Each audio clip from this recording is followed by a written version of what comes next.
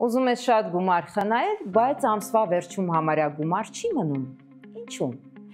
Կարող ես սկզբում ծախսում ես, հետո փորձում խնայել։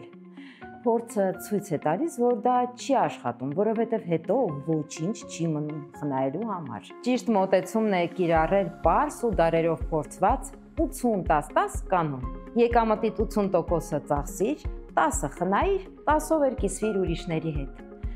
Բայց խնայելն արա առաջինը։ Եկամտի ստացման պահին անմիջապես առանձնացրու 10%-ը խնայողությունների համար։ Այսպես դու մշտապես կունենաս անվտանգության բարձիկ, անկանխատեսելի ծախսերի կամ մեծ գումարների համար։ Օրինակ, եթե ամսական եկամուտը 200,000 դրամ է, ապա 20,000 դրամը մի կողմ դիր։ Տարեկան կունենաս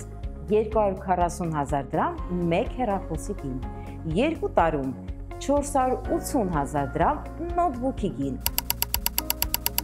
իսկ 10 տարում 2,400,000 դրամ։ Հաջորդ 10%-ով կիսվիր ուրիշների հետ։ Բարեգործությունը կարևոր է, կարող ես օգնել որևէ մեկին կամ ներդնում անել մի լավ ծրագրում։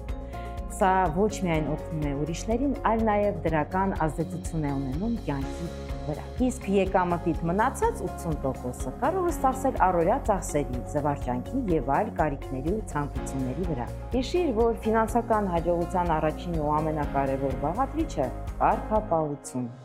Ուստի հետևիր այս կանոնին ամեն անգամ, երբ եկամուտ ես ստանում։ Սկզբում խնայիր, հետո ծախսիր, հետևելով 80-10-10 կանոնին։ Եղիր բարեկեցիկ։